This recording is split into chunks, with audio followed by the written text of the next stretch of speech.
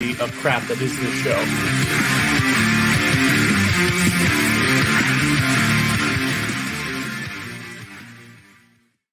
It is time, Green Bay Packer fans. It is finally time for the start of the regular season. Are you ready? I'm ready. Todd, Jimmy are ready. Wes, our first guest of the night, is sitting in the background. I don't know if he's ready. We'll ask him when he gets on. But we're ready for the start of Packer football. Let's bring in these two guys in here. I leave out producer Nick because producer Nick's not here again. I want to highlight that before we get into the comments. And everyone's like, where's producer Nick? Why isn't producer Nick running the show? Why isn't producer Nick shut down this entire program yet? It's just us three again. It's us three clowns. It's Todd. It's Jimmy in here. Gentlemen, how are you doing? Who's going to actually run the show today? If it's not Nick, who's corralling the cats? Well, I'm gonna tell you this much. I think you hit the intro, Dan, but I was also at the same time making sure that I had our fantastic interview with Romeo Dobbs queued up. Right. And I didn't realize that I hit start on that, and it didn't actually like show me the video, so I could just hear your intro to that over the intro for the show. Yeah. So I'm not running anything. Okay. We were 3 seconds in. I'm already screwing it up. I'm hands off from here on out. Well, it wasn't even until about halfway through the intro video that I didn't realize that we didn't start the broadcast, because the little thing up there said the countdown went to 0 and said it's showtime. And so in my dad brain, I was like, showtime, good. Everything started took care of itself. But I made 0 mistakes. Jimmy, you've done nothing. Shut up. I think you can't make mistakes if you're not on the field to make the plays, Rudy. It's called strategy. The real shame here, guys, is that this is our first show of the regular season. We clearly learned nothing in the preseason, and we're just coming out laying eggs. We're the 2021 Green Bay Packers. We were killing it in the preseason, dominating. Our last episode rocked my socks, and then we get into the starting line, the starting gate, and immediately fumble and fall on our face. Yeah. Hey, let's bring Wes in. I was gonna say, speaking of fumbling over ourselves, we've wasted like 2 of the minutes that we have with Wes talking about how terrible we are. You started it. It's hard not to add on when you bring it up. Well, when I get into that self-abusive cycle, man, it's what my therapist says. It's hard to get out of it. Okay, Wes, real quick. Yeah. Do you want me to get you one of these? Because I noticed you've got sort of like the JV version of it. Yeah. Like this bad boy here. I like it. My first thing I was going to say right off the bat is just doing the show now a few times with you guys, watching everybody's background and how it's evolved, and I just seeing how, everyone's grown up.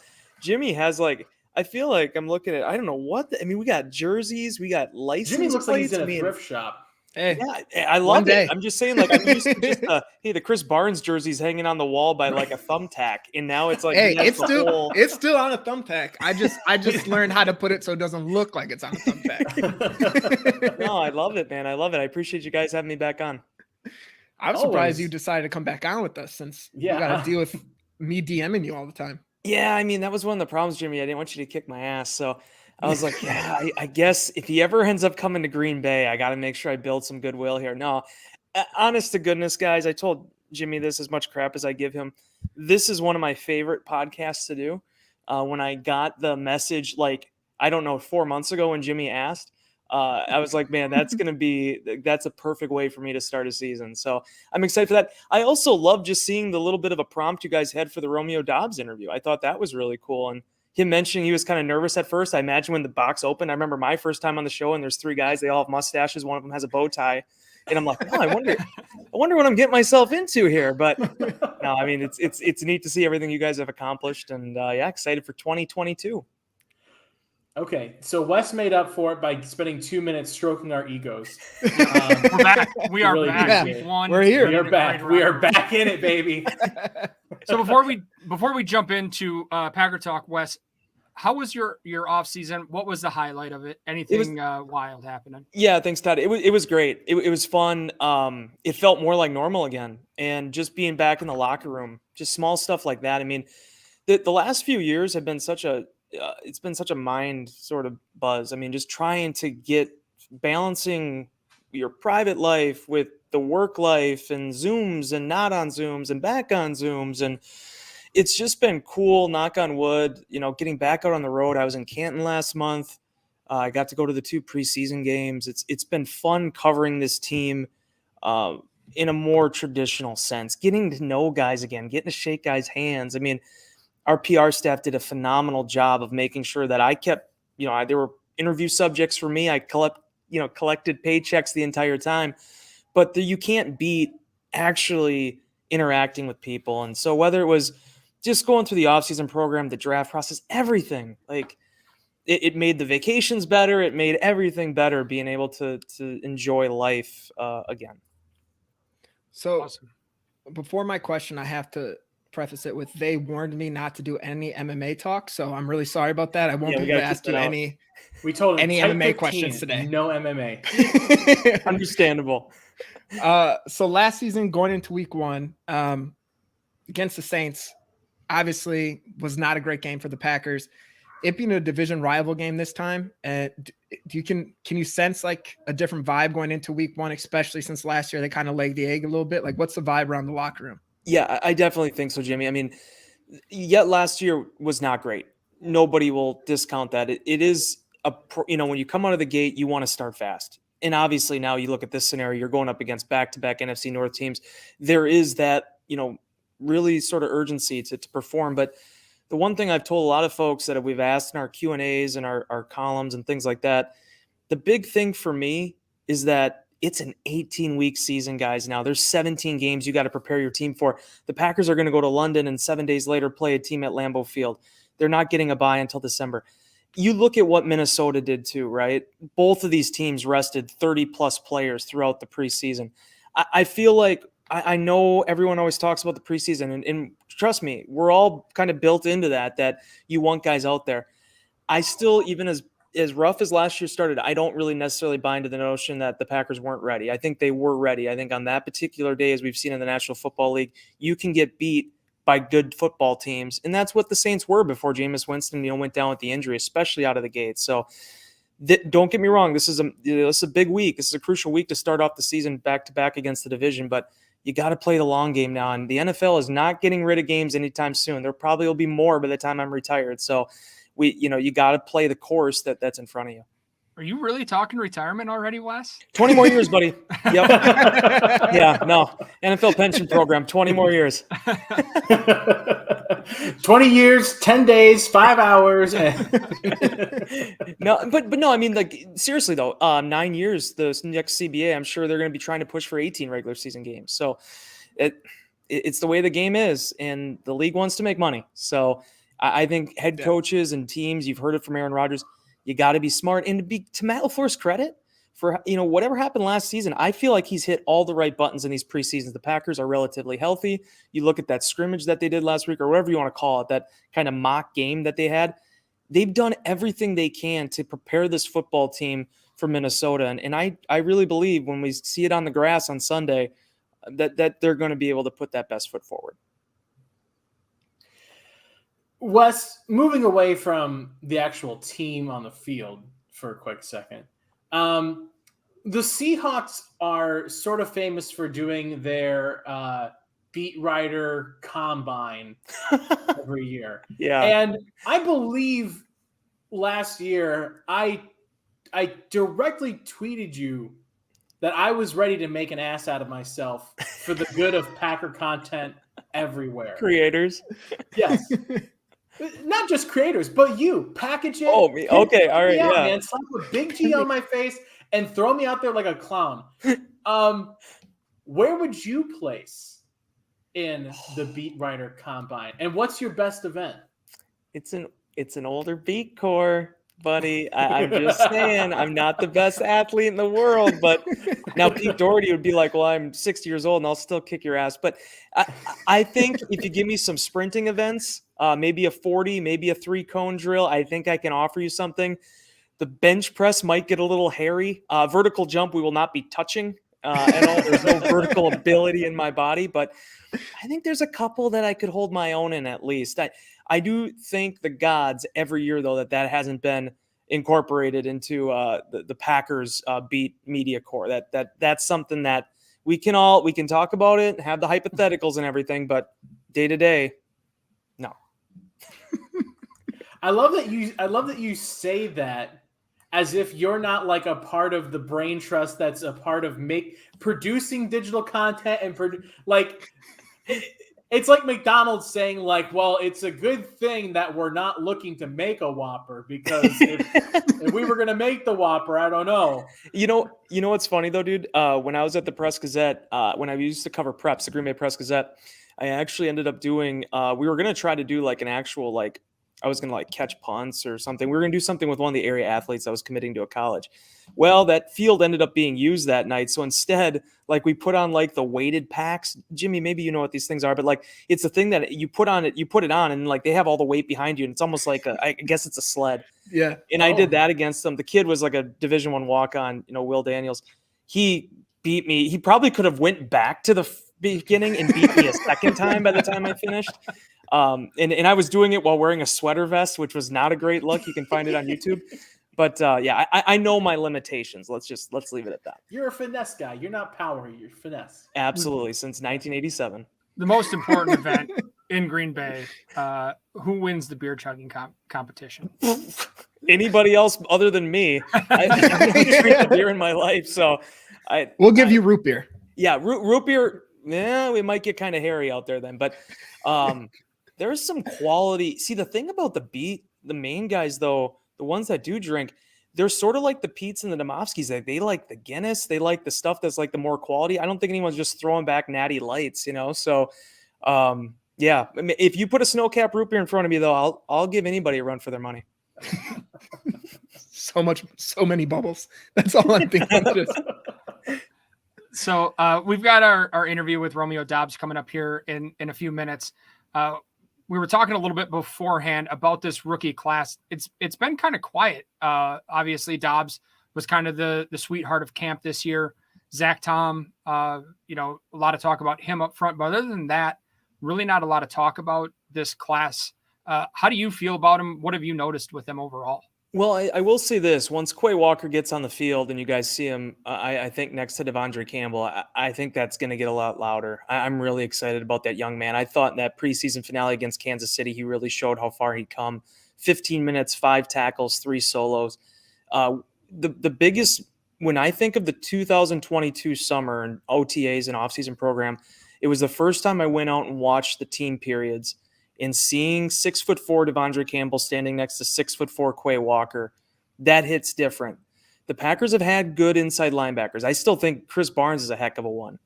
But 2 guys at that size with that length and that ranginess, I think that's going to separate this defense. Devontae Wyatt, it might take a little bit more time, and that's the way it also worked with Kenny Clark. They talked to him about that as well. But these young receivers, man, I really feel like, when you look at Christian Watson and Romeo Dobbs and Samori Toure, they all have different skill sets. They all have different ceilings. When you look at where they were drafted or what was perceived to be their ceilings, they all have the right temperament, though. I love the way Dobbs has attacked this thing. He has come in, he has kept his head down, and he's made plays. And when Christian Watson was available as well in some of these practices, you started to see the vertical ability. You started to see the downfield catching ability. I feel like, early on, it's going to be Sammy Watkins. It's going to be Randall Cobb. Hopefully everything turns out okay here with Alan Lazard's ankle. But down the line, they're going to need to count on those young guys. And I feel like they have the type of dispositions that's going to earn Aaron Rodgers' trust, that's going to be able to be accountable and make strides in this offense. The last thing I'll also say, because I felt like throughout the offseason program, they always talk about, you got to take it one day at a time. Romeo Dobbs did that, but he did it every single day. And guys, I've seen enough of these offseason programs in Green Bay and otherwise in the NFL. You know what it's like when rookies make plays, and you know what it looks like when they don't. Romeo Dobbs consistently did that, and I feel like if I'm him, I feel pretty good about where I'm standing going in the NFL season, at least from a confidence perspective. Dobbs just gets me so excited for this season. I mean, can't wait. talking with Dobbs, he had us ready to go through a wall. Yeah. Yeah. He just has that type of personality, guys. It's a quiet confidence. And this is what I loved about Devontae Adams too, when he came in 14. These guys that they don't act like they have the world figured out. They know what they're going to have to do. They know they had success. They know how they had success, but they know this is a new chapter in their football careers, and they're willing to listen to anybody, whether it's Jason Vrabel, the receivers coach, Aaron Rodgers, Randall Cobb. They're going to be able to put those exclamation points on things, and that was my main takeaway. 7 receivers made this roster. I thought that was perfect. I thought that was the right thing for them to do, especially going younger at that position and trying to find some prospects. It has me excited. Devontae Adams is missing. It won't be easy to replace him, but receivers, running backs, and tight ends, there are so many young guys there that I think could really step up and thrive this season. Real quick, Wes. Sorry, Jimmy. I hate you. Were you surprised about Dobbs over Winfrey, or that they didn't keep Winfrey? Because that was kind of one of the big things. Well, Dobbs was definitely in. If you mean like with Toure. Or Toure, that's what I meant. Sorry. Yeah. No, I mean, it was a difficult call. And I honestly was doing some of my own mocks, and there were a couple times where I actually wrote down 8 guys for a second, because I thought Winfrey in a lot of these years when the Packers, you go back to like 2014, 13, where they had a very set top 3, but there was a little bit more room at 4, 5, and 6. I think Winfrey, the camp that he put together, he would have been in the conversation there. But the way this game is played, it's tough when you're a third-year player now. He wasn't drafted here originally. He spent time on the practice squad and the offseason program. He's made some big plays, but they haven't really been in those preseason settings. There isn't a lot of film on him yet. So I felt like with the camp that Toure put together, and I think the upside there with that young man and the unknowns, I mean, when you look at late-round picks, 7th-round picks, you're looking for the Samori Toures. You're looking for guys that dominated at a lower level of football. And then he goes and transfers to Nebraska, and he's still a big playmaker there too. So I guess I really wasn't that surprised, but certainly it was one of the bigger cuts that they had to make.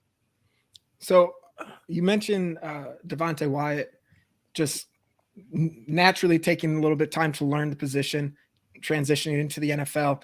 And obviously Packers Twitter, is very level-headed and doesn't make ridiculous statements. Always.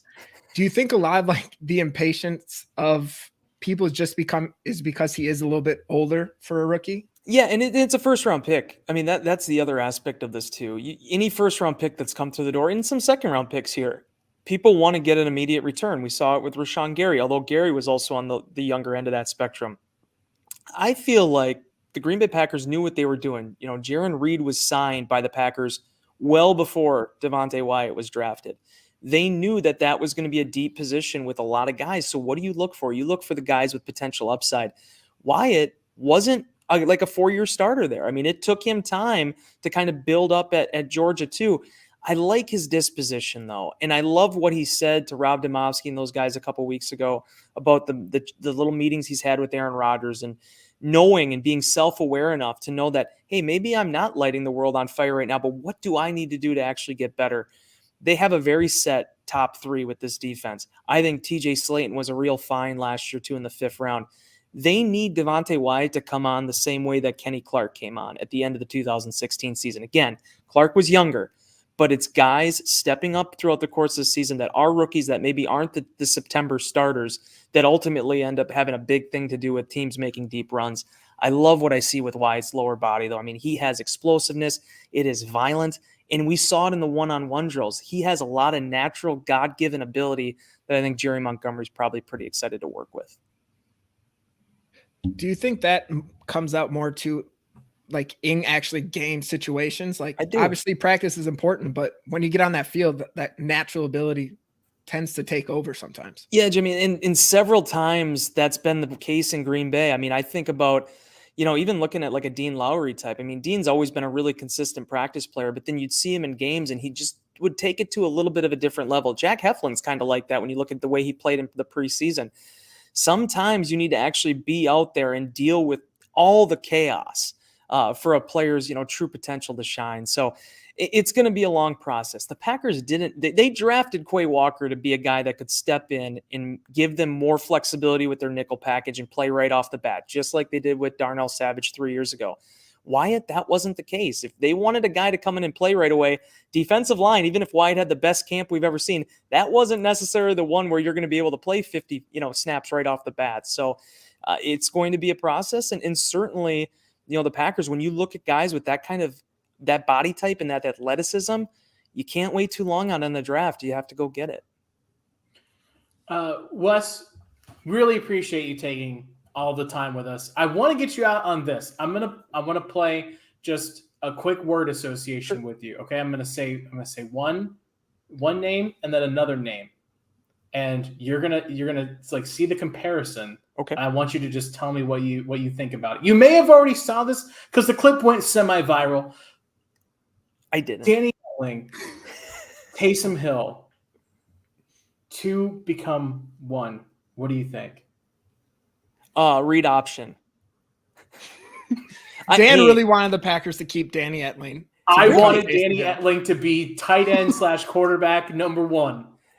I love the pickup, and I love what that guy did. I mean, dude, you got to remember, this guy it was fascinating talking to him during camp about he never had been through an entire offseason program with one team and then gotten into training camp and stayed with the team the entire time. There was always some type of interruption there. He actually did it this year, and unfortunately, he didn't really get as many snaps as I think some people would have liked to have seen, but at 28 years old, I still thought Danny Etling proved he's doing the right thing trying to make this thing work. There's a lot of ability there.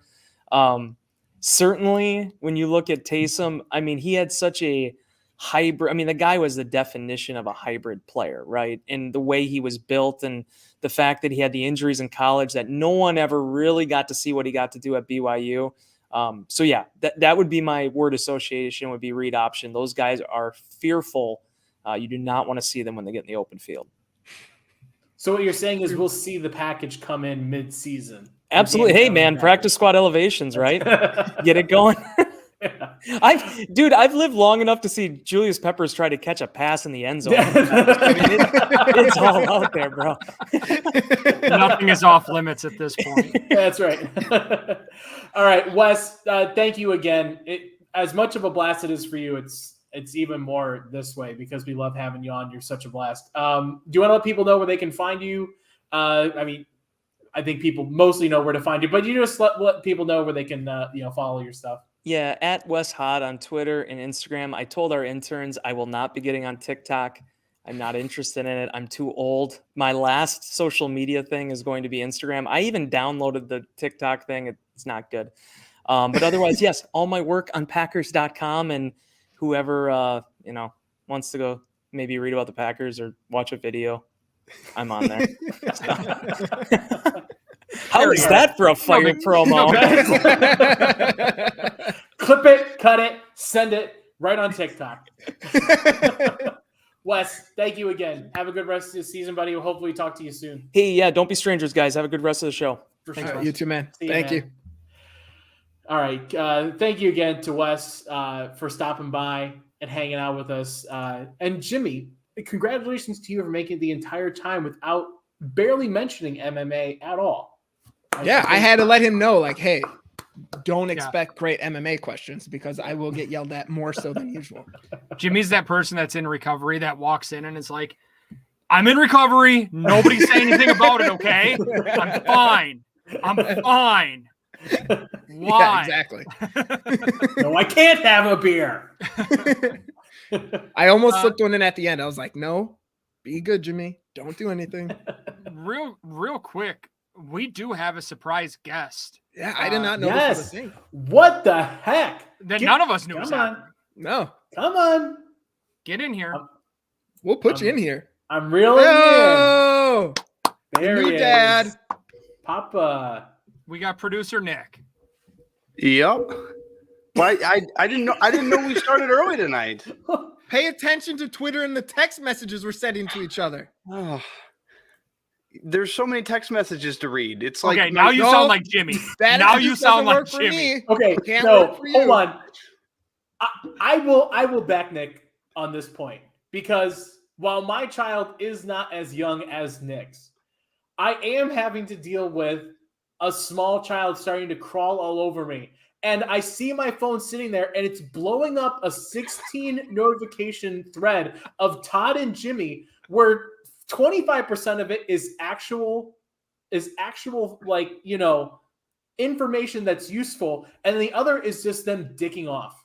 And it's like, you got to weed through it, all of it, and you're just at a certain point, like, we're trying to got keep it figured the out. Twitter group chat to business only. Yeah. And then the other one is just kind of whatever. So, and you guys can't. I have 2 children. Hey, let's not make this about us right now. We got producer Nick. How have you been? How is parenthood? And tell us, have you been out of that basement? It's definitely, there's a learning curve. Like the biggest thing that I can say about it, like everybody told me before he got here, like, get your sleep while you can. And because I'm a stupid man, like I knew that I was going to be up, but like my brain didn't put together the fact that like you're going to be up all the time because he eats every 2 to 3 hours. So like I was like, oh yeah, there's going to be nights where it'll be like fine, and there's going to be nights where it sucks. It's like, no, it sucks every night until he, decides that he doesn't need to be up all night eating. But yeah, it's a long time. It doesn't even end there, Nick. You stupid idiot. It doesn't even end there. Well, we're happy to have you back, Nick. We are. Thank you. Yeah, very happy to have you back. I'm glad to be back. It's been this has always been my kind of like comic relief for the week. No matter how bad the week's going, between Todd and Jimmy, there's always a laugh to be had. So, you Dan. Fuck me, I guess. Well, Dan, it's usually at your expense. That's fair. I'm usually the straight guy. Yeah, I guess. So yeah, it's good to be back, and yeah, I guess I just need to like actually read my text messages so I can be here on time. Yeah. Now get the fuck off the screen so we can bring in Romeo Dobbs. All right. Bye, Nick. Thanks, Nick. Thanks, Nick. I missed you. All right. Well, let's jump into it. We literally, it's a good 30 minutes plus of Romeo Dobbs, talking with him, chatting with him about everything.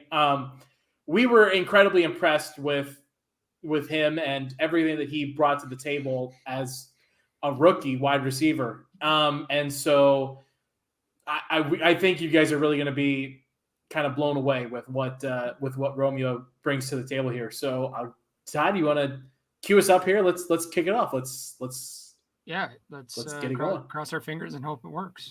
Todd's in charge. Hello, everybody. So we love welcoming a brand new face, a brand new friend into the Lombardi's bar family, the fold here. And we get to do that today. And we're very excited to welcome this man into our group here. The man that I picked over numerous other wide receivers in my fantasy drafts.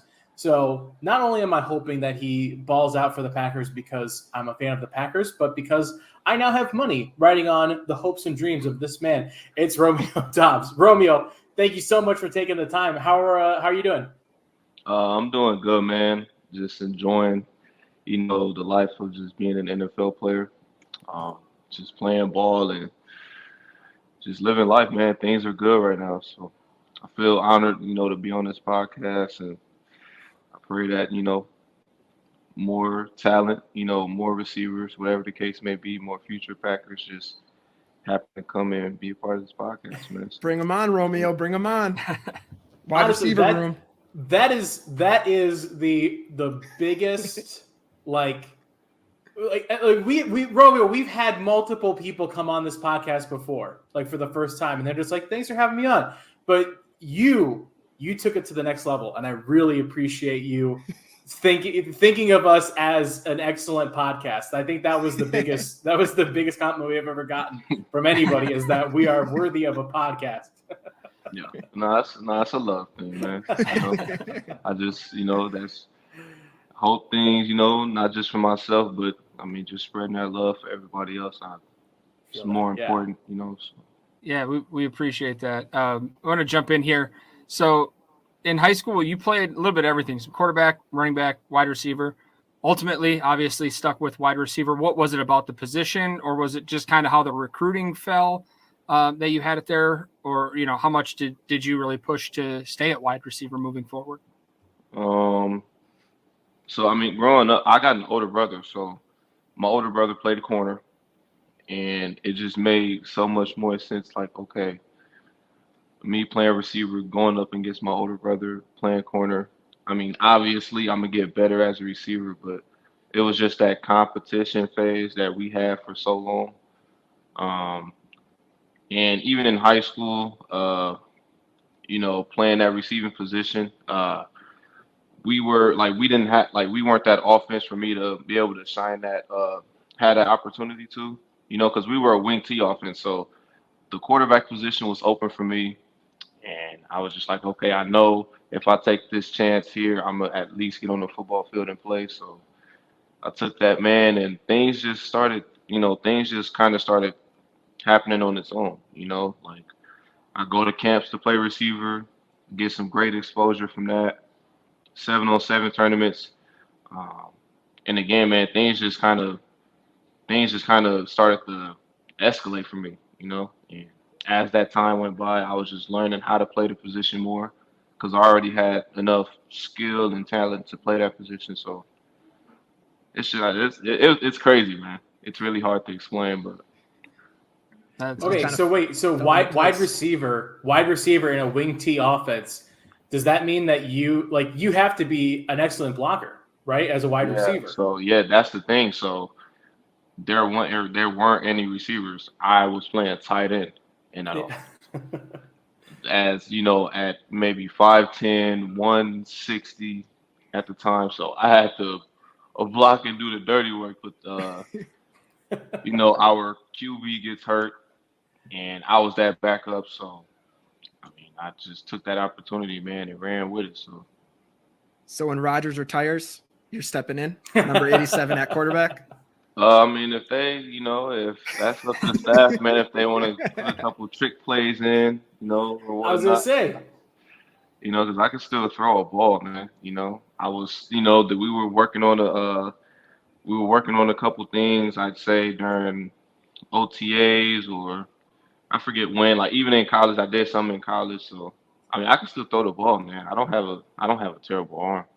All right, we need a trick play. You get the ball and you throw it to David Bakhtiari for a touchdown. Just 2 trick plays in one. See, I can do that, man. That's not hard. As long He's as hard I to miss. The ball, man, to the main person. That's all that matters, man. I can get that done. I can just see Coach LaFleur and Brian Gutekunst's ears perking up, hearing, "Oh yeah, this guy actually, played in a wing T offense and did a bunch of blocking in high school," and them just being like arrows pointing up next to his name, like that, kind of the pedigree of wide receivers in Green Bay. Right. I mean, kind of with that, like going into the draft, did you have an idea of like where you would go and teams that wanted you? Like, Todd kind of mentioned Matt LaFleur loves wide receivers that can be physical on the outside. Like, did you have inklings before the draft that the Packers had like real interest in you? That's a great question, man. So into that draft stage during the combine or whatnot, I had no clue I'd be in Green Bay because, I mean, just understanding like how free agents work and contracts or whatnot. I'd assume that Devontae Adams' contract, like he was under free agency, so it was so many different. Well, I had a couple teams in mind. Like at one point, I thought I was going to go to Indy. Another point, I thought I was going to go to the Raiders, and Green Bay became that radar because at that time, that was when Tay had just signed another. That's when he just signed and went to the Raiders. So, so much stuff was happening at that time, but like as the draft started to come by a little bit, Green Bay, because we took 30 visits where, they get to choose X amount of players who they interested in to go see the facility, get to know them or whatnot. And Green Bay happened to be my last one. But at that time, I'm just like, this was a last minute visit. So then I was just like, okay, there's no there's no chance I'd be there. Like I didn't expect it, because Green Bay set the call. They set the 30 visit for me at the last minute. It was like I'd say maybe like that last day of visits, and it wasn't even a full visit. I was only there for about like 6 hours, 7 hours. And I took off, went home, and from that point moving on forward, I was just like, man, whatever team just takes me, I'll be willing to fit into the system and do whatever it is that I'm gonna have to do to be able to produce for the team. So I take the visit. I'm moving a little fast, but I take the visit up to Green Bay. I, obviously talked to Goody Man himself. I talked to Coach LaFleur. I talked to Coach Vrabel, and I felt like a staircase talking to them. Like, okay, maybe this is I can possibly end up here, and then draft comes by, and I was talking to my agent, and he was telling me like, okay, don't be surprised, late third. So I'm like, okay, I'm gonna, of course, watch the draft, tap in through second and third rounds, and once obviously when I didn't get picked in that, of course, in that specific area, I was just like, man, like where am I gonna end up going? Next day come by, I get a 920 area code, and I'm just like, okay, I'm gonna be in Green Bay, but things just started. I don't know, like things just started clicking together because Christian and I were both at the Senior Bowl together, and he was a second round. He was a second round receiver, and I was the fourth round. And then Samori, who was the seventh round receiver, I was training with him at the same Exos up in San Diego. So it was. I don't know, man. Everything just started to. I just kind of felt like everything just started to click together because once I see things like that, I'm like, there's a possible reason why not only I get to be around, someone who I've been around at the Senior Bowl and a person who I've been training with. Like, I personally feel like there's a reason why things like that happen, So, yeah. Again, man, I'm just really grateful and just thankful to be a part of, Green Bay, just understanding the history behind it, not just from the organization, but, just to be a part of the receiving room, just the names behind, who's been able to produce and get to wherever they've gotten to. So it's just an honor to, represent something really big because you don't come across many organizations like Green Bay where the history just continues to skyrocket every time, So yeah, and we can see this even just talking with you briefly right now. But a lot of the talk about you so far in training camp, and really anytime people discuss you, is they first mention how just humble of a person you are. And for me personally, as a 29-year-old, if I had the back-to-back MVP saying that I'm doing really well, Kyle Brandt on Good Morning Football saying how he's drafting me in their fantasy league, my head would be the size of the moon. But you were just remaining humble. Is that how you've always been? Do you have people in your corner always kind of keeping you in check, or? Yeah, so I preach on humility so much because I'm not always in the Bible, but I noticed that like the reference of the Bible is to really help you, not just to get through life, but it progresses you and gets you to a certain level of where you know how to deal with things, So like again, like in the Bible, that's all you will ever see is humility here. Don't ever get proud here or don't have this type of pride there. And don't get me wrong, you can have that type of pride. You can be proud enough to say like, okay, I've gotten myself into this position. But at the same time, when you get caught in that moment so much, I wouldn't say, well, the majority of times you see dudes that may get cocky or that may be too deep of their pride of how proud they are. 9 times out of 10, maybe 10 or 11 times out of 10, you'll see them, and I hate to say things like this because I don't want to sound so judgmental in how I say stuff, but they go down that hill, like they hit rock bottom. And that's probably one of my biggest fears. Like if I ever get to wherever I am, I don't ever want to have that sense of pride to where like I feel like I shouldn't have to talk to this person anymore or stay away from this type of person, regardless of the situation. But I've always, because I got an older brother who I couldn't be like, if I didn't have my older brother in my corner, I probably wouldn't be in this position where I am right now, because he's showed me that way of, all right, bro, yeah, you had 1,000 yards your junior year. Forget it. That year done. We gotta stack more days and get back to work some more. So, you can be able to just be a better version of yourself. So with me just kind of being on my own island and understanding how being humble work and how to show that sense of humility, I truthfully believe that once you keep yourself grounded at all times, you can only progress. And even if you ever hit rock bottom, as long as you stay humble to yourself, true to yourself, you always gonna continue to climb mountains. And that's my biggest belief, not just for y'all, but I just want to spread that to everybody, because that, having a good day is temporary, having a bad day is temporary. So as long as you continue to, again, just be true to yourself and just stay grounded in everything that you do, again, that progression only gonna take you up a step every day. You gotta write a book. Minute. Yeah, like that's exactly what that is. You pretty much like, you gotta just, whatever it takes, like you gotta write it down. Being consistent, like that's what separates those from who can possibly be good and great. I don't know where my life is gonna be with football, but I do know, like, if I ever decide to take another path besides football, God forbid that it happen, that I continue to, be myself and just stay grounded and be able to inspire other people. So I'm clipping that and I'm playing it every morning while I'm drinking my coffee just to get me going for the day. Because that's right. That was, definitely some solid advice there and a great outlook for that. For anybody. Yeah, absolutely.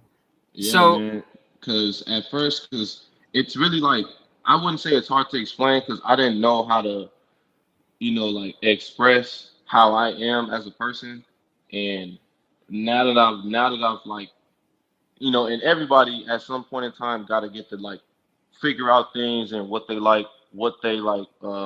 I'm sorry, like just getting to know themselves, bro. Like just seeing what they like to do here. How can they inspire others here? Because yeah, in the league, everybody got a story and they come from a tough background, And I just feel like even within my storyline, there's a lot of people, because where I went to school at, a lot of kids didn't get out of there. Like there was a dude named Marcus Stamps. My brother went to school with him. He knows him. He ended up going to San Diego State. But the year when he went to San Diego State to play running back, that was when Donnell Pumphrey was there. It was just a historic room of running backs there. And my biggest influence is just, again, man, not just for those in my area, but this can be any kid right now that's, going through whatever depression stage or, feeling some type of doubt in themselves. Because, like myself or any other, like you gonna have that at some point in time, And again, I just wanna, and I pray about it all the time. Like I just want to be put on a stage where I can help somebody, Like I don't ever want to sit down and just feel like, man, like I want to be able to feel like I've inspired somebody, at least, So that's just my take on it, man. I don't want to, and again, I don't want to make things. I don't want to sound so sentimental about it, but it's just, because I've been in that position where I wanted to look up to somebody and be inspired by what they do, And now that I've been put on a platform where, like, even if I don't have the best numbers, like, that kid can still look at me and be like, man, he's still, like, he got to the NFL. And again, like, I wouldn't want them to be like me, but if I ever had the chance to be around anyone, like, I would want them to be better than me. Like, I wouldn't want you to be just like me. I would want you to surpass what I'm doing, at least, whether if it's in football, gaming, playing soccer, hockey, being the best chef, working at Ralph's. Like, be better than whatever it is that I'm doing, you know? So that's just my biggest take on just being a better version of me and just at least showing someone like the right way of doing things, you know?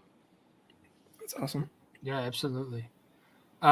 So obviously wearing 87 in Green Bay has a bit of meaning to it. You're the first wide receiver to be rocking that number since Jordy.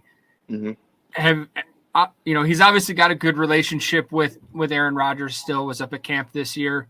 Do you feel a little extra sense of responsibility with that number? Has anybody mentioned anything to you about that, or did you get a chance to chat with him while he was in Green Bay?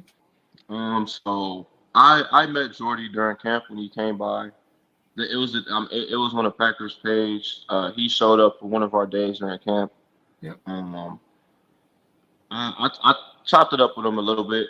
It wasn't like, it was just a meet and greet type of deal, and it was amazing to me because I'm just like, bro, I'm sitting in front of Jordy Nelson. Like, this is like, who wouldn't want to put a smile on their face meeting him, But he's his biggest thing to me was just, again, you just gotta keep stacking days and stay grounded, because again, like I said before, like, whether if you're having a good day or a bad day, it's gonna end sometime, and you're gonna have to come back and just have that routine and be consistent to what you're doing over and over and over and over again. So yes, and I do, and just me being honest, I do feel that sense of responsibility wearing that number, because again, the last person that wore it was highly spoken of. And when they see, and the craziest thing to me is that I didn't even pick the 87 number.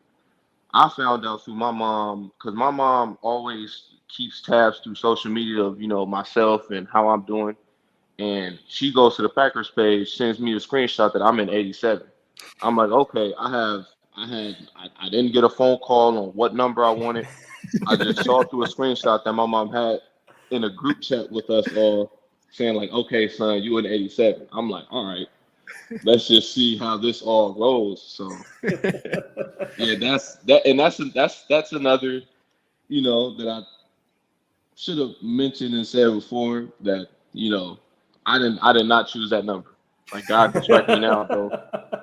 Like, I came in here during rookie mini camp and I saw the 87 jersey in my locker, and I'm just like, all right, this is just not just a brand new number, but this is new beginnings, and let's just kick the doors and get it all rolling, So how mad would you have been if you got 17? Like, you showed up and your number was 17 the year after Devontae left. I would have just been like, no, you got to change this. Well, yeah, man, because I don't know. I wouldn't. It all happens for a reason, right? Yeah, man. Everything happens for a reason, bro. Yeah, like, I saw the 87 number. First thing I thought about, I'm like, okay, I know Jordy was in it, but I didn't go out my way to say, okay, probably many other people are gonna, say such and such, like, okay, this is the new Jordy, or this is, you know how the social media work, man. Oh yeah. Like, many are gonna say whatever it is that they feel comfortable saying. So again, man, everything, truthfully happens for a reason. Like I said, whether if I'm here, the next couple years or not, I didn't choose that number.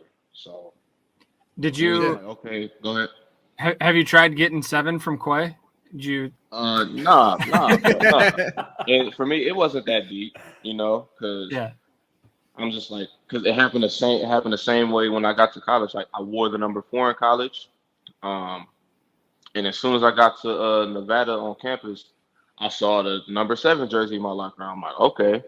And it was the same type of thing, though. It was the same way. The only difference was the person that wore 7 up there. I know I haven't spoke to him in a while. His name's Caleb Fossum. I went to school with him out in Nevada. But the year he wore number 7, it was like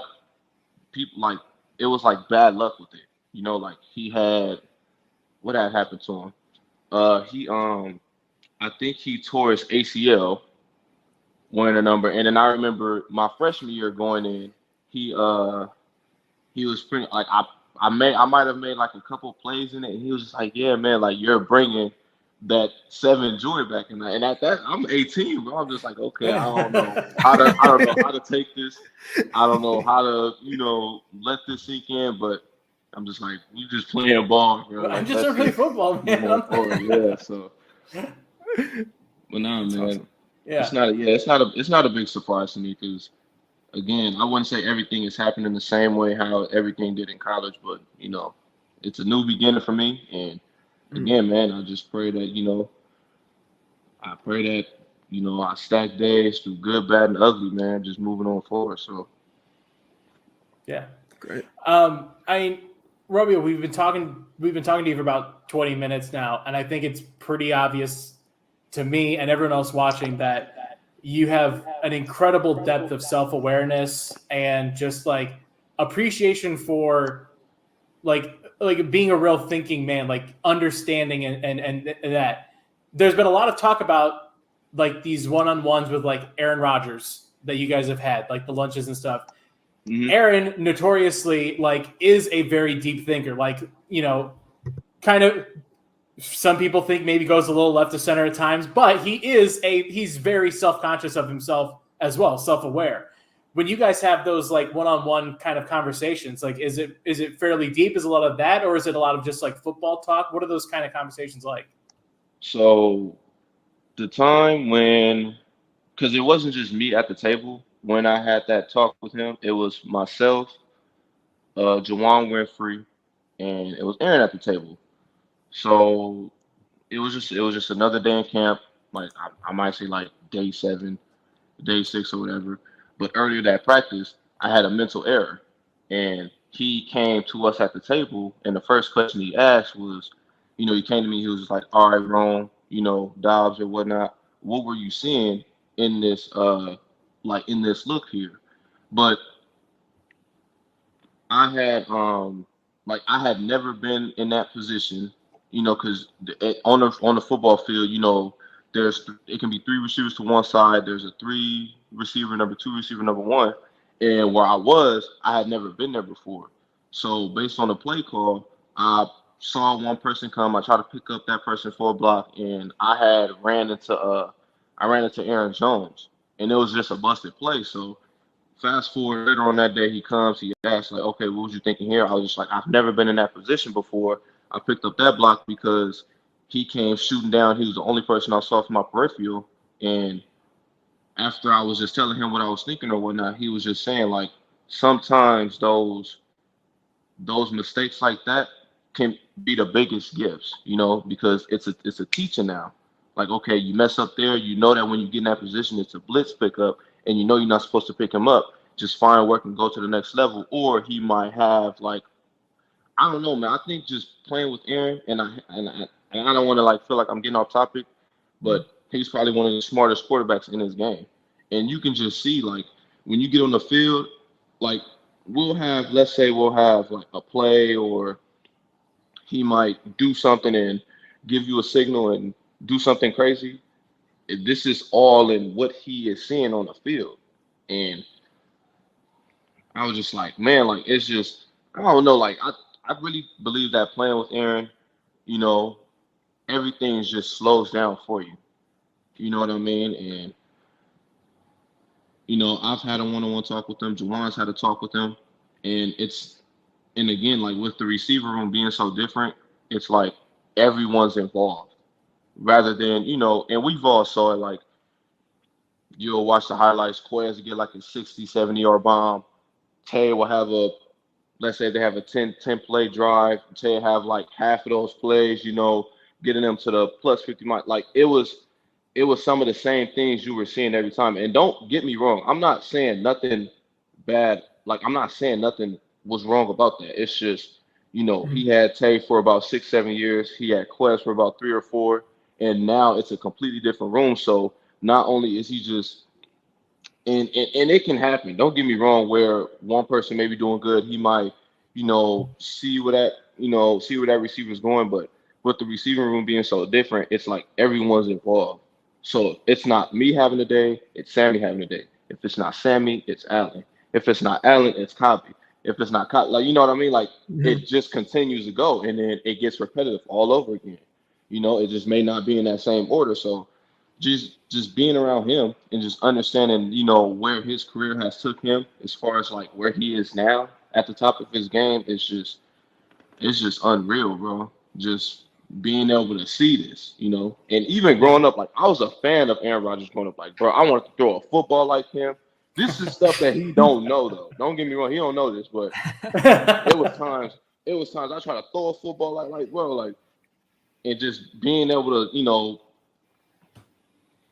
play for him. It's just kind of surreal, bro. But I'm telling you, man, like just being on the field with him, everything happens fast. He's again one of the best and smartest quarterbacks that you can ever be a part, like you can ever see, bro. So yeah, I don't know, man. It's just crazy just seeing, how things, like how everything works with him, and it's just like seeing like how you have to run a certain route or this play call. It just makes so much sense because if you want to rush this route, you're gonna disturb another route, and then that other route is gonna disturb another route. So it's just two pieces to the pie, bro.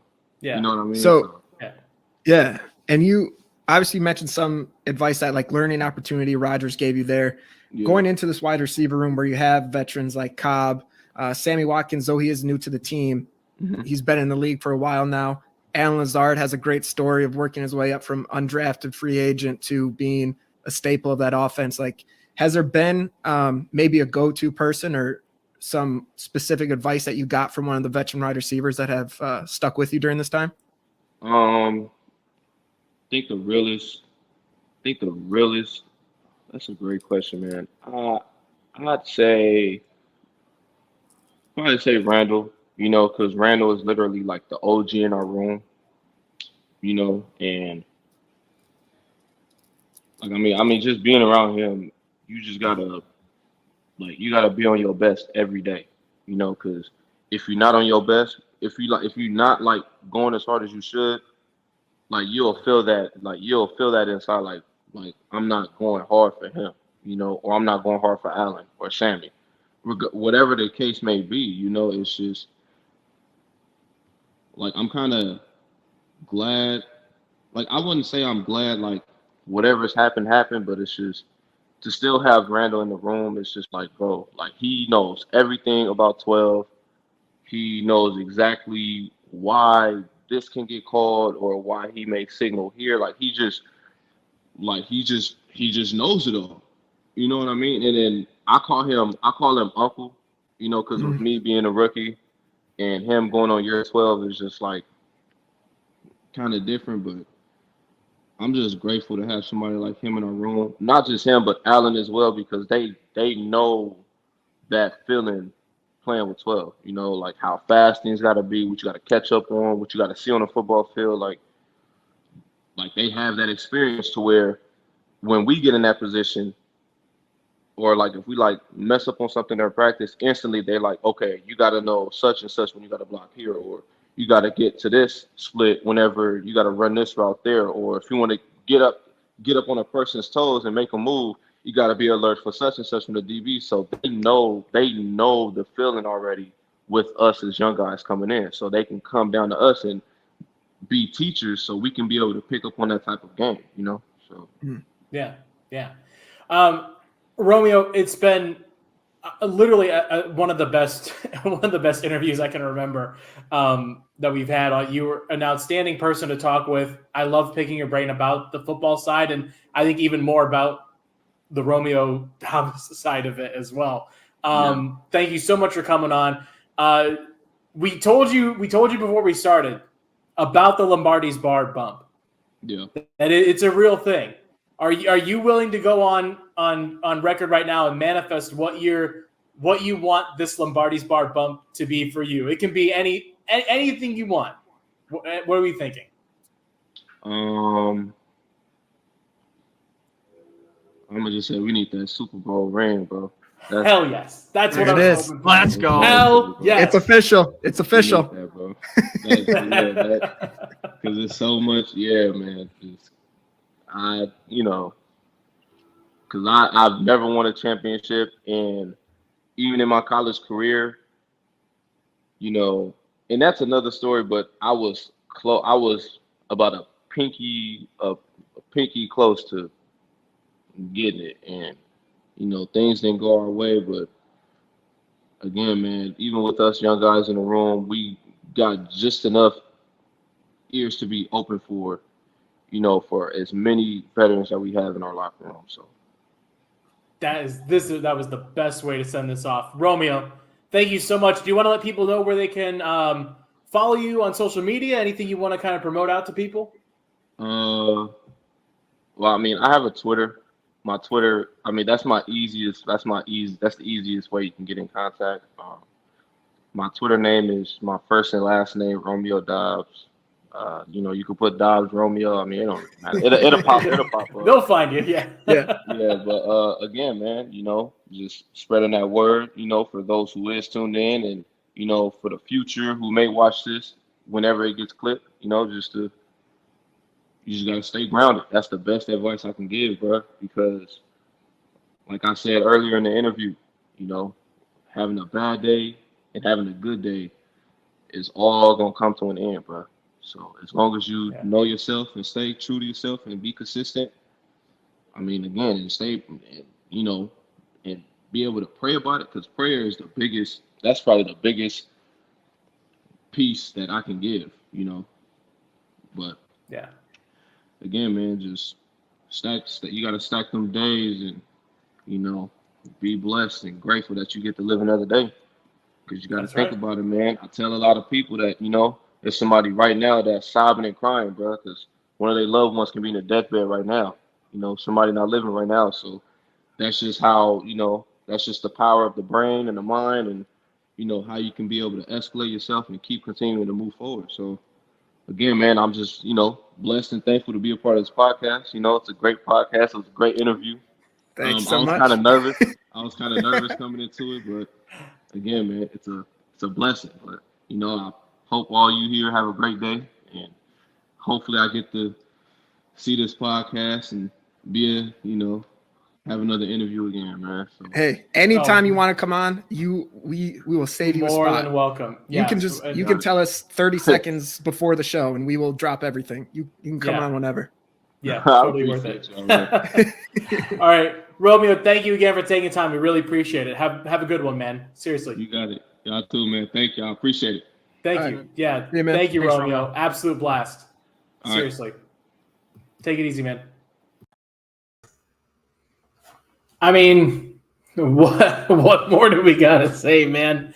That seriously was one of the best interviews I think we've ever had. Yeah, no, he was absolutely incredible. And this is the thing that got me the most. Yeah. He was nervous to talk to us assholes. He didn't know much. Well, that might actually be why he was nervous. That's fair. Not the brightest. No, that was really fun. He was so insightful for how old he is, and as Todd being almost 40, way smarter than Todd. I would agree. You're muted, Todd. Todd's still muted. I didn't want to tell him so he could look dumb. Which one of you assholes muted me? I You didn't did. tell me. The person that you told to run the show. And then I just assumed you would. Jimmy. I didn't Jimmy think you would listen to me. Jimmy realized he had to unmute himself. Jimmy. I'm busy trying to run things over here. Sorry, I really like the Jimmy. Jimmy. All right. I mean, Dan, should we start the part of the show where we actually do? Let's do some housekeeping, Dan. Why don't you talk about the contest that we have running? Which one? Great point. Let's go with the Packer Bar. Packer Bar in America, yes. That Pickett is in the house. He can attest for how amazing it is to bring the Lombardi's Bar boys down for a game or for an event. We're running this contest again. We want to find the next best Packer Bar in America. So the form is in the link. We're going to tweet it out. It's on all of our socials and everything. If you have a Packer Bar in your area, you know of a place you go that just is a absolute blast to watch Packer games. Put it in there. We want to go. Seriously, like Matt, it was awesome. It was awesome for them, but I think it was even just more awesome for us. We're using it as an excuse to go to cool places. Yeah, Matt's favorite part was probably me hiding behind the hotel door to scare him. Dude, I didn't even know that was a thing. What?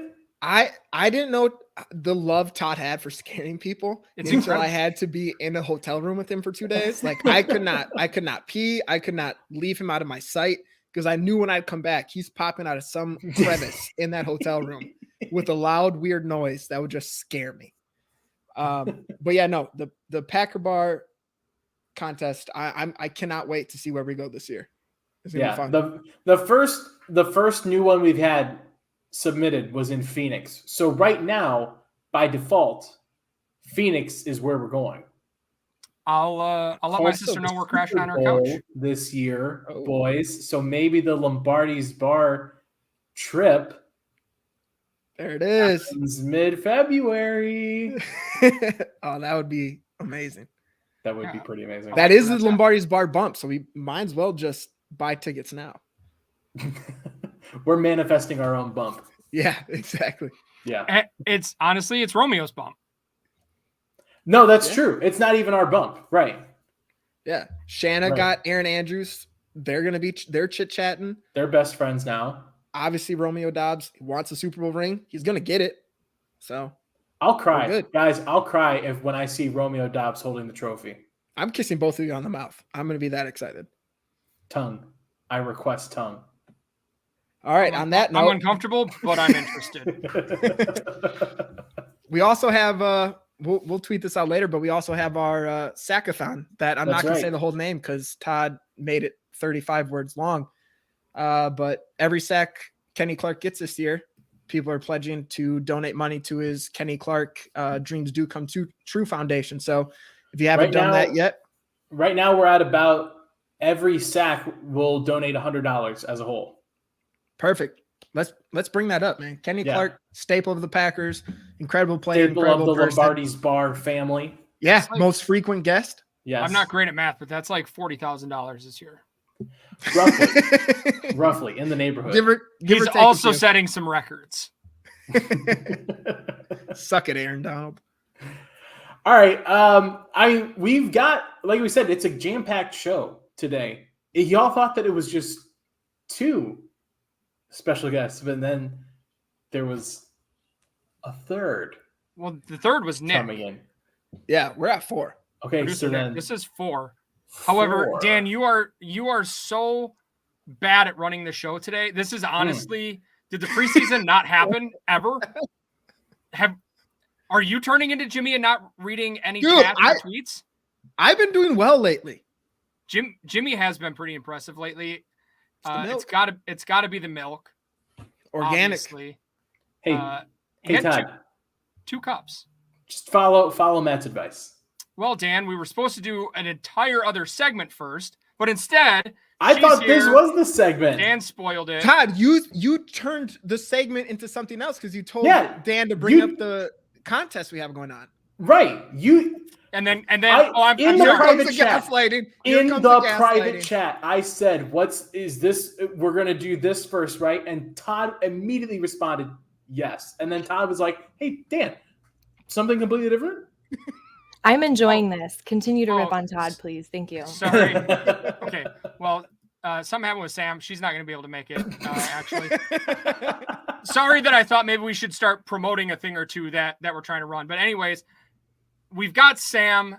Great to have her with us. This season, we are going to have a rotating cast of girls stopping by the bar because women are allowed in the bar, contrary to what Jimmy's PO says. Dude, no. So, Sam, welcome. As she swigs heavily, deeply from the bottle. It's the end of the bottle. It's the end of the bottle. She was messaging me during the Dobbs interview and legitimately said, I'm just sitting here chugging Angry Orchards. And that is what I was doing. So wait, what did you just crack open now? Because it's a bottle and now it's a can. A Lover Boy. It's a hard, sparkling tea. Hey, we're not sponsored by them. Please don't promote. We're not, but you could be. We could be. So let's clip that. Well, Sam, thank you for joining. I'm happy to be here. We really appreciate you stopping by. What are we looking forward to the most this week? Week 1 against the Vikings. What are you most looking forward to this week? Is it just like the start of football finally? It is. I'm nervous. I'm excited. This is the Vikings Super Bowl, so I'm sure they're ready. Yeah, I'm really looking forward to seeing how the receivers look. I mean, that's a huge question mark. We have no idea what they're going to look like. Like, Christian Watson has yet to even play. Right. And it sounds like he's going to. Romeo Dobbs, superstar. Who's the leading receiver at the end of the game? Aaron Jones. Damn, great. Jimmy. Quick. Read it. Real quick. I like Fucking. Don't talk to me about reading stuff. He's going to have a huge game. Regardless of who's on the field at receiver, I think Aaron Jones is going to be their leading playmaker. Well, I guess we could just jump into bar bets. Bar bets. How many Bakhtiaris you want to put on that one? Thanks, Jimmy. I did not read the agenda. I'm so sorry. Literally the last bar bet question, the one we would have closed the entire show out on. Who's the leading receiver this Sunday? Well, let's just tease the bar bet part. What's the next question? It's not a tease if we're just going to do it. All right, I'm going to go. Let's jump into that. Jump into it. I'm going to go with the leading receiver is going to be Sammy Watkins. How many Bakhtiaris you wagering on that? 3 Bakhtiaris. 3 Bakhtiaris. Okay, hold on. Be ready, Who's Dan. running this shit show? Shit show. For the record, Bakhtiaris. everybody that saw producer Nick jump in, he left almost immediately. He left early as well, so he's not getting paid for it today. No, or ever, any day. Okay, so Sam, you said you're going Aaron Jones as leading receiver, right? Yes. On Sunday. Yeah. How many Bakhtiaris are you laying down? I don't know what a Bakhtiari is. Todd didn't mention. Todd didn't. I'm going to blame Todd for this. How many can I bet? 5. So it's a sliding scale. You can 7. wager between 1 and 5 Bakhtiaris. 5 Bakhtiaris being the most confident. 4.5. Can I do halves? No, you can't cut Bakhtiari in half. You can't cut Bakhtiari. You monster. All right, so 4. Round down. So 4. We'll round down. 4 Bakhtiaris. Todd, how many Bakhtiaris? Or who are you picking and how many? I'm going to go with Randall Cobb. 5 Bakhtiaris. 5. Wow. Todd he only does 5. Apparently, one time I did 1. No, I still think Nick's an idiot. That's not true. Producer Nick. Yeah. Todd's lost 2 years in a row, though. So, his strategy sucks. Tracks. Yeah. Yeah. I'm going to go 3 Bakhtiaris, and I'm going to go with new friend of the show, Romeo Dobbs. Oh. Buckle up for it. That's a bold take. I think so. Thank you.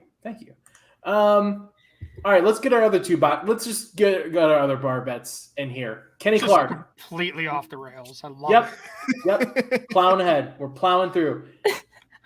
Kenny Clark, over under half a sack. So really, essentially, we're asking, I know you can get half a sack. You can record half a sack. But what I'm asking, is he going to record a single sack against Kirk anti-vax Cousins? Todd? I'm going to say over 5 Bakhtiaris.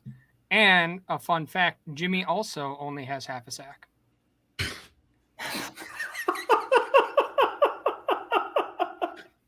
The old single jingle over here. Done. Was Dan not wearing pants?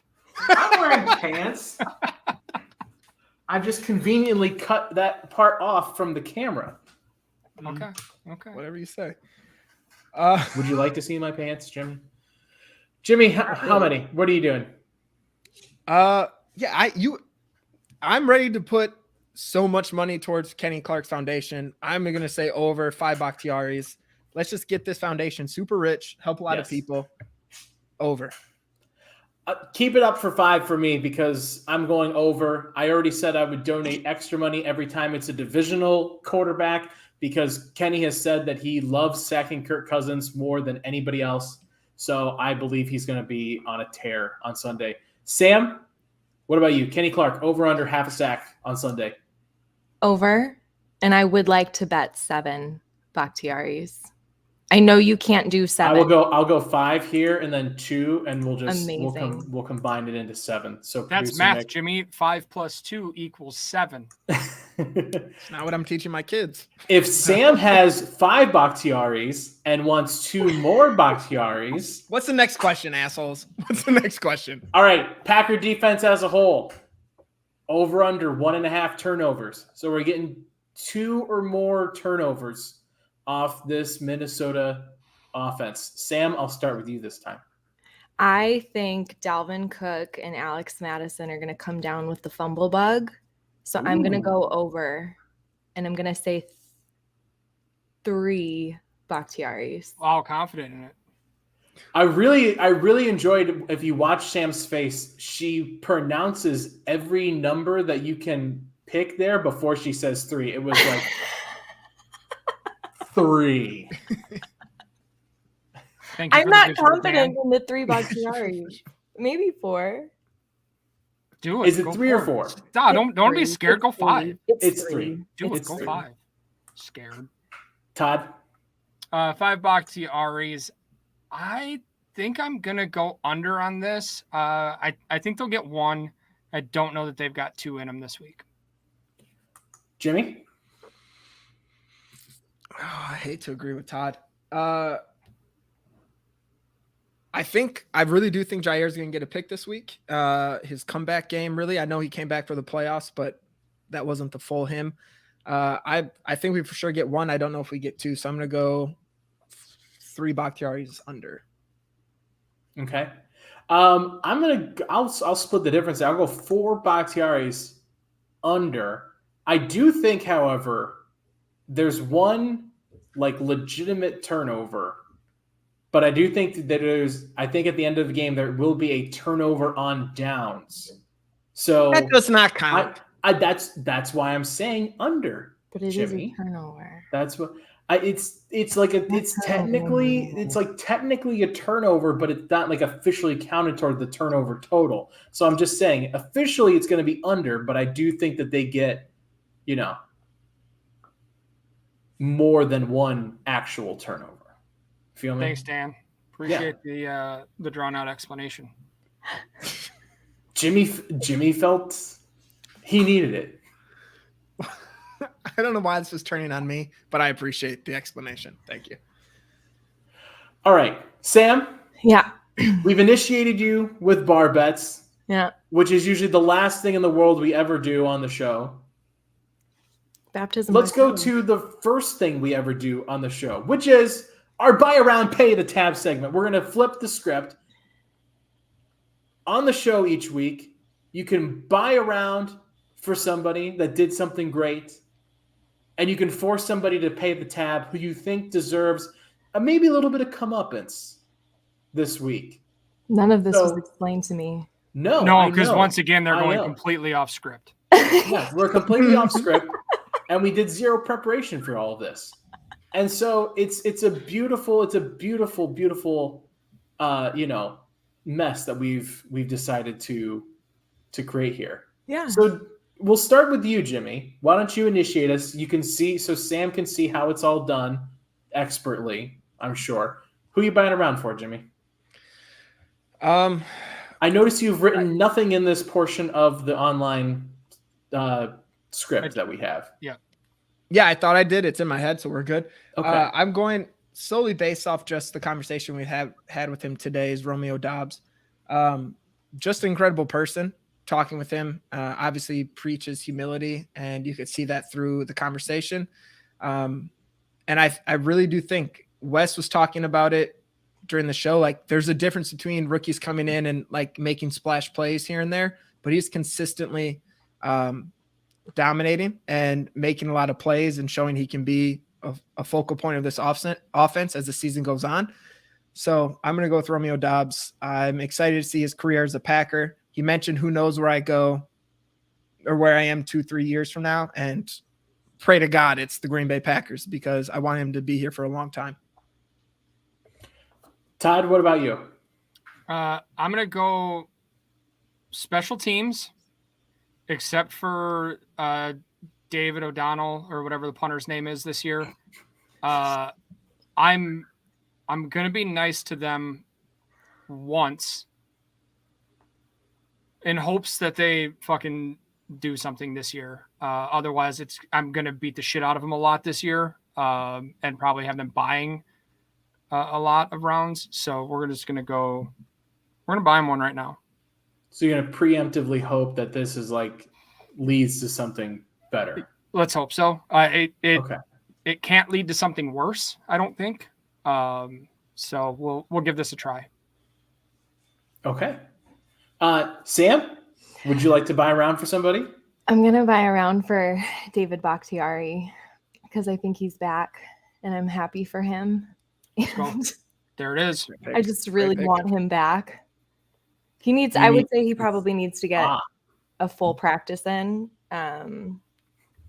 before the game. But yeah, that man. What's your favorite thing about David Bakhtiari? His number. Okay. I like that. Respect.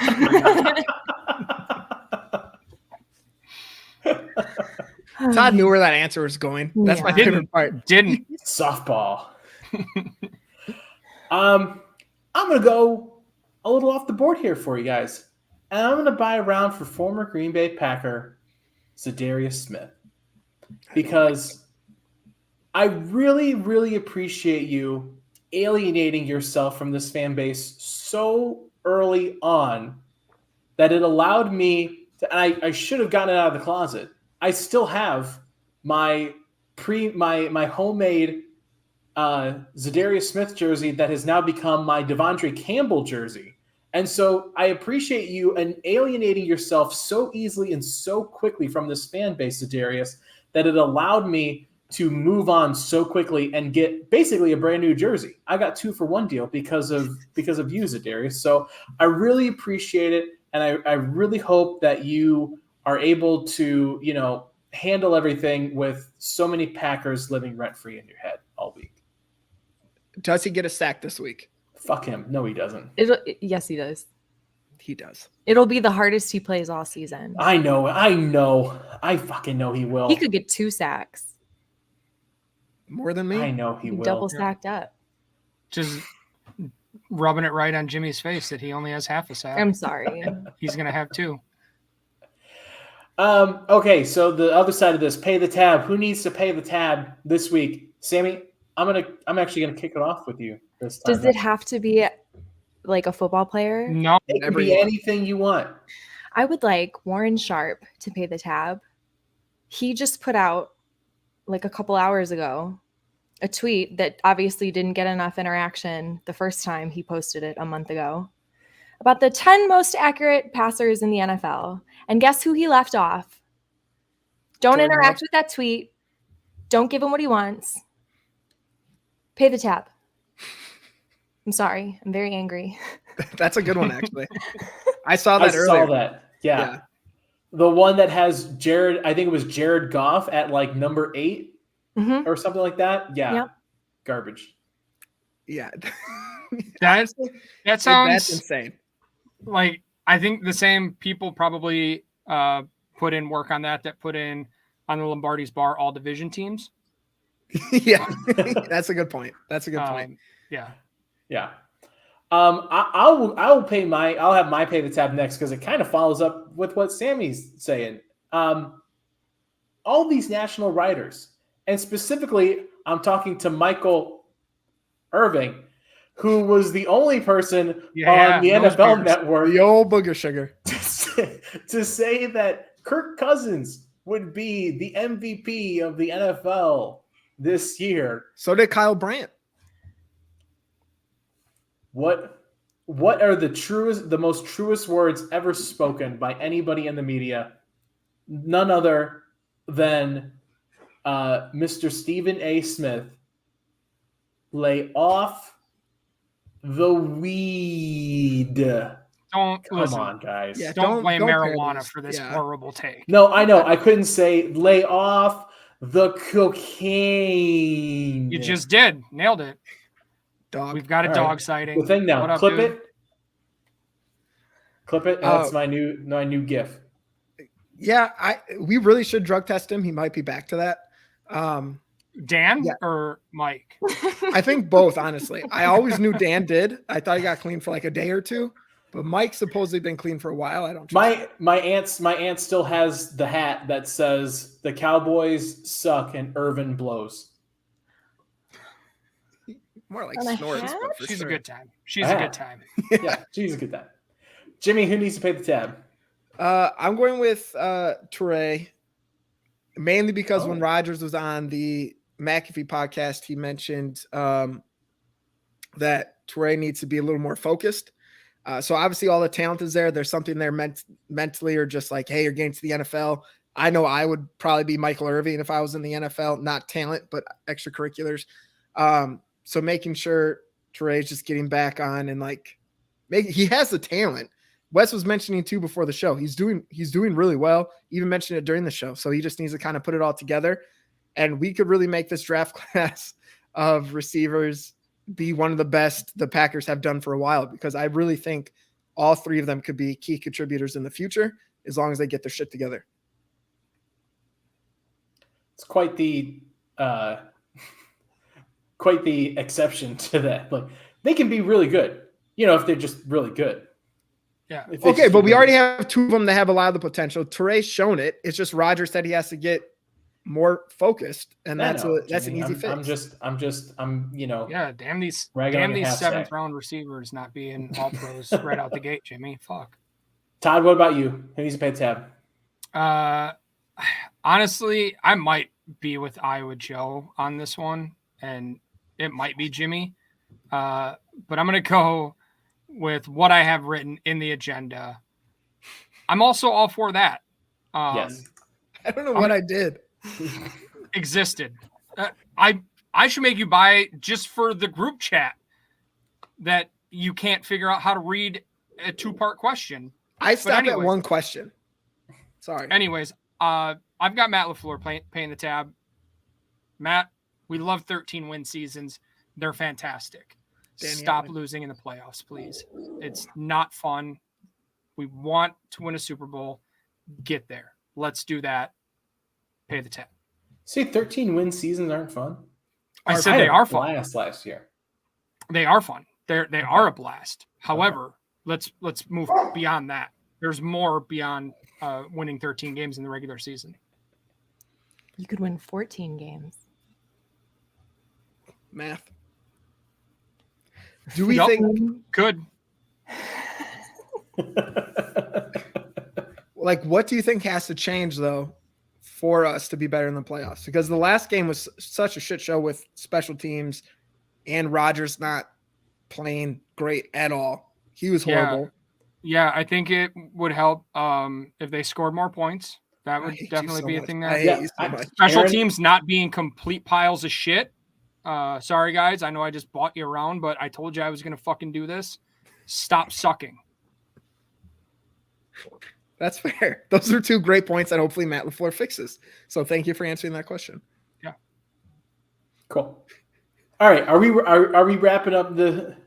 I have no idea anymore. Clown show? Yes. Okay. See, the problem, I blame Open Book for this. I blame Open Book for this. Because they are the ones that keep us on time and on track. And they decided that they would not do a show tonight, which meant that we have no parent watching us telling us when to stop. And so we have no bedtime going. We have no bedtime. Yeah. I ate a bunch of candy before this, so I'm ready to go. Oh shit. And you know what? We actually do have another announcement. I almost forgot. The winner of the hat. Oh, yes, please get it up. We've got Bob Jensen is the winner of the Packer hat that we had up on Twitter at Green Mohawk 12. So we will get in touch with him and get that sent. We do have a couple other giveaways planned. Nothing coming out quite yet, but should be exciting. Yeah, we really appreciate all the people that have started following us and find the show, and we're gonna reward that with more cool shit. Hopefully. I want more of the dog. I want more of the dog. Yeah. Sammy, really appreciate you stopping by, and I There he is. don't even worry about it.